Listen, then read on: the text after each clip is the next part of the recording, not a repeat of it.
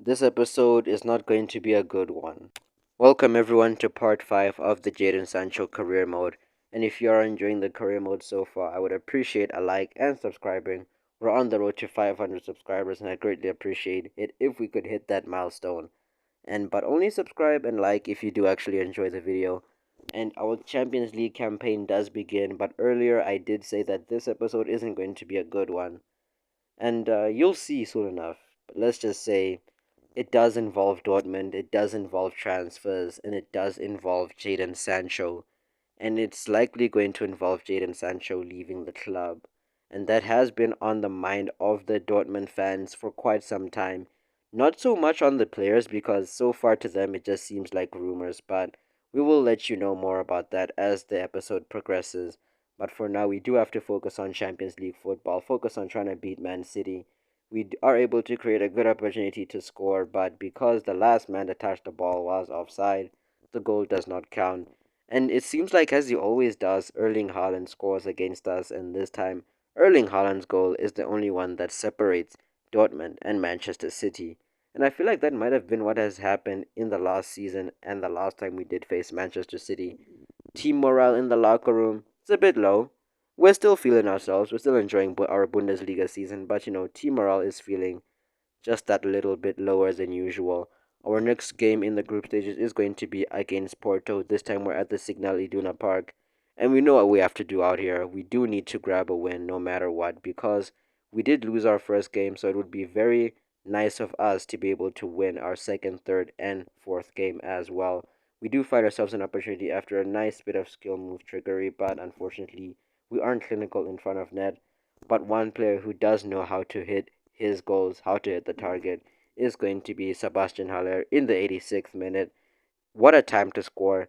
Almost perfect timing, and he is the man who separates us from FC Porto, and he's the one who wins us this game.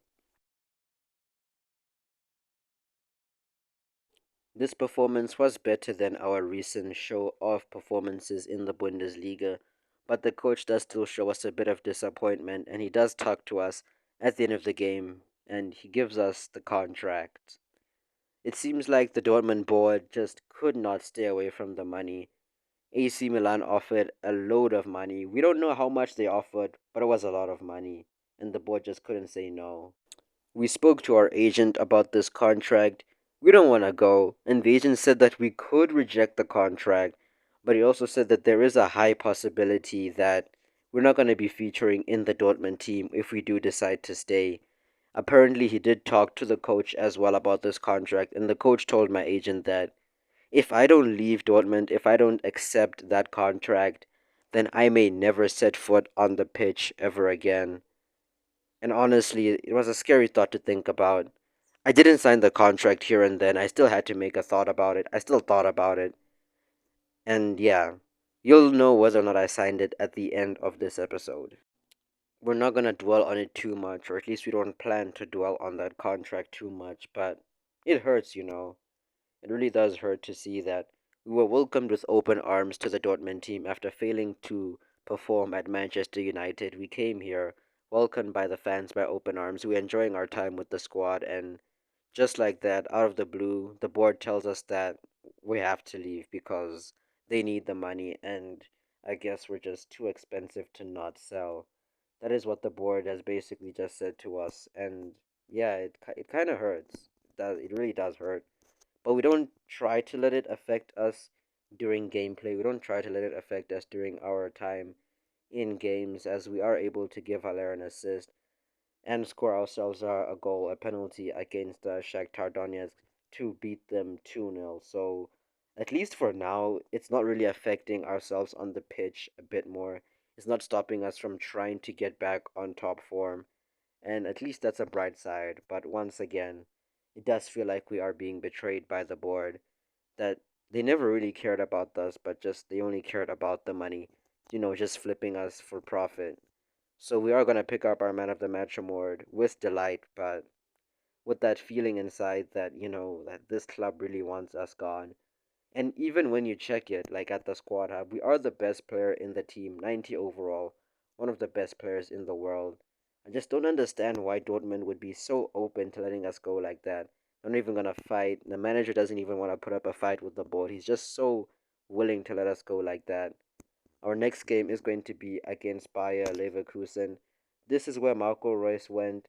And now when I think about it, they did do a similar thing to Marco Reus. He was becoming a very valuable player when he did leave. Not sure why, but yeah, his value did rise pretty highly by like 20%. And they immediately decided to sell Marco Reus. But against Bayer Leverkusen, we didn't really think about the Marco Reus and Jadon Sancho transfer saga too much. We were playing our usual game. Sebastian Aller scores a goal. They do get a penalty. Royce was the one to take it. Kobel is able to save it. He is really good at saving penalties. We are trying to create our own opportunities here. We're able to try to dribble into the box, but not much success. 1-0, 83rd minute. We are getting a corner. We don't have to force a goal here, and that's exactly not what we're doing here. We're just trying to, slowly go towards net. Our patience is not rewarded, however, as the attack does end with an offside call. But nothing else happened. We were able to hold on just for that little bit more, and we do beat Bayer Leverkusen 1-0. And that's a good victory to have in the Bundesliga. It's good to see that we are still trying to stay happy, trying to put on that smile face, not to bring anyone else in the squad down. We are the only ones who do know about this contract, the only ones who really know that we received the contract and we are considering signing it, and that we're very likely to sign it. But that would change after this match, as the coach did tell the team that we are going to be leaving Dortmund.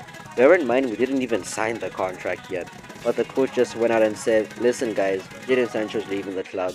He signed the contract to AC Milan and all of that." And that kind of just made things from bad to worse for us, as now no one really wanted to talk to us anymore in the training grounds. The atmosphere felt very awkward.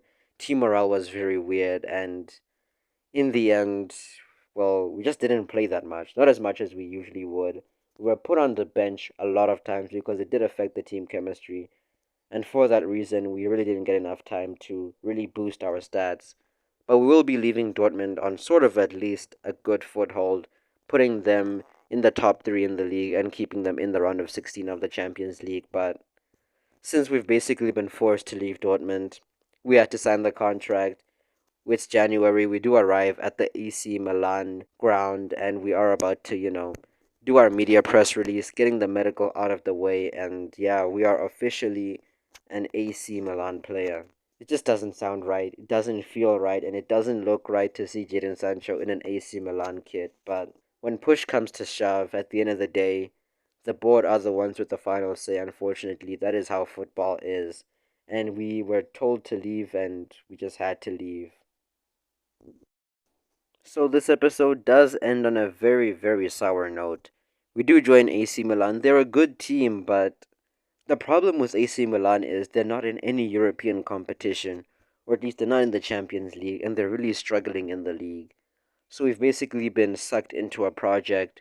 We've gone out from the rebuild phase. We're out of the rebuild phase in Dortmund, heading into our prime phase, the successful phase, but then we had to leave. We were forced to leave, and now we're at AC Milan back in a rebuild phase. But this is where the episode is going to end. We're not going to complain about it too much. We are going to serve this club till the end, or at least until we get another club like a Real Madrid, a Barcelona, or maybe a Manchester United to offer for us once more. But until then, we're going to be working hard for AC Milan. And this will end the episode. Hope you guys did enjoy, and we'll see you guys next time.